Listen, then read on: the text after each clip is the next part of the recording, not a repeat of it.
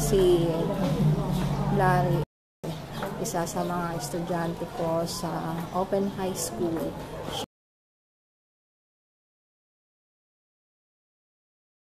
Ilang taon ka na nung natutong lumangoy? 10 taon. 10 taon. Bakit ka?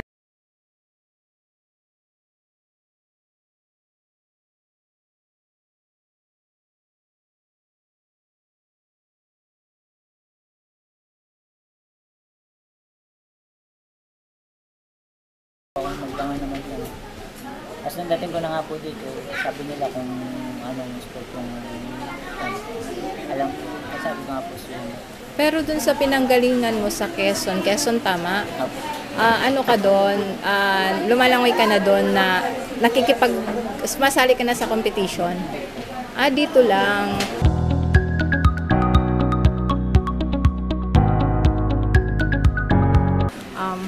Tapos, anong taon ka pumunta dito? 2017 po. 2017, last year lang. Tapos, nakailang competition ka na? First time ko lang dito. First time ngayon, nitong Okay. Tapos, ilan yung nakuha mo? 2 po. Sa provincial level na yun.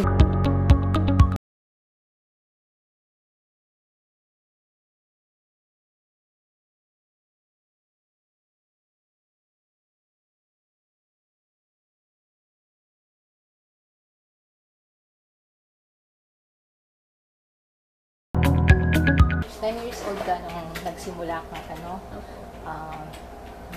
lumangoy dahil sa mangingisda yung mga kamag-anak nyo dun sa sa Quezon.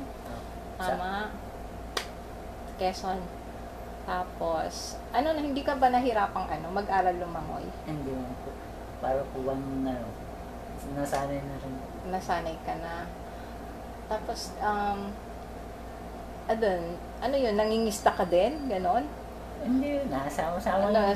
Nagkakatuwaan ng ganyan sa Tapos, sumasama ka sa kanila pag nangingisda sila. Doon ka ikinanganak sa Quezon at doon ka din lumaki hanggang sa pumunta ka dito sa Rizal nakaraang taon. Sa kuya mo? Sa magulang ko rin po. Ay, sa magulang mo dito. Sino sa mga dito po ba? Dito sa Rizal. Ay, sa kapatid ko po dyan. Sa kapatid mo. Ayun. Ilang taon ka nung maghiwalay ang parents mo? 5 taon pa rin nata po. 5 taon? Ay, 5 taon, 4. 4. Bunso ka? Opo. Ilan kayong magkakapatid? Nung hindi po sila naghiwalay, 4 po. Bali, pang bunso po ako sa anak ko. Nung naghiwalay, di nadagdagan mo. May kanya-kanyang anak sila. So, nadagdagan mga kapatid mo. Sige. Nung naghiwalay sila, nagpalipat-lipat ka sa kanila. Ano yung mga habang lumalaki ka, ano yung mga pinakamahirap na naging karanasan mo na hindi mo malilimutan? Yung time na kailangan mo ng parent na kasama, wala. Tapos,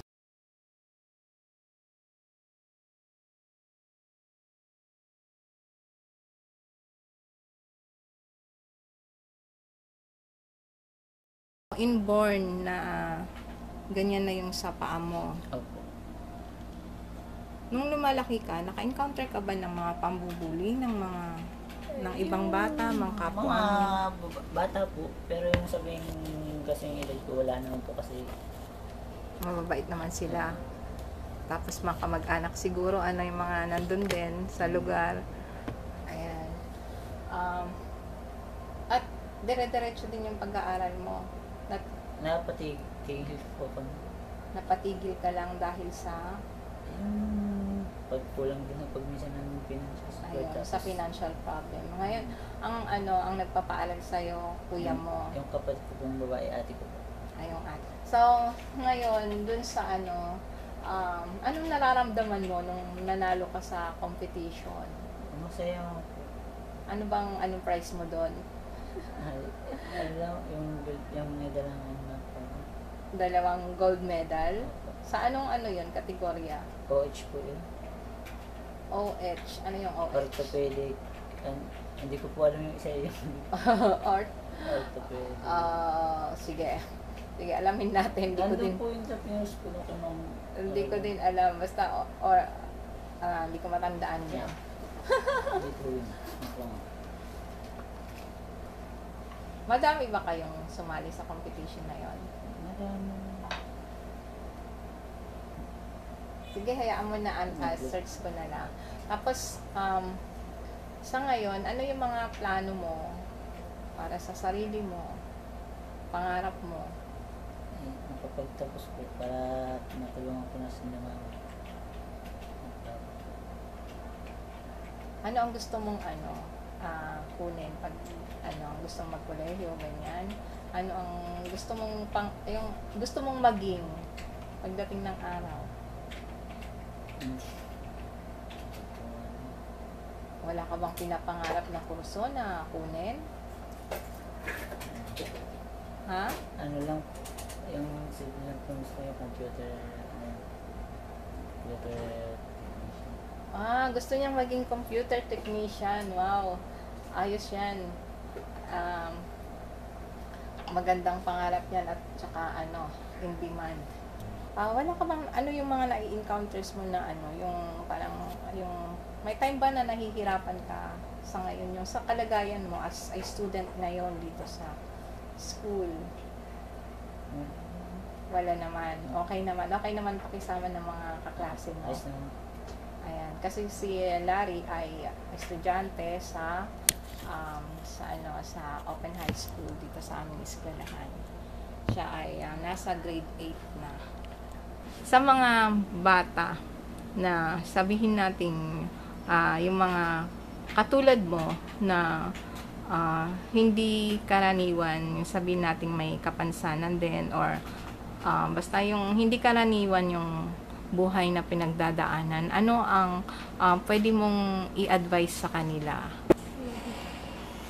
Advance ko lang po sa kanila na huwag nilang ikaya yung binili sa kanila ng Diyos kasi biyaya din po yun.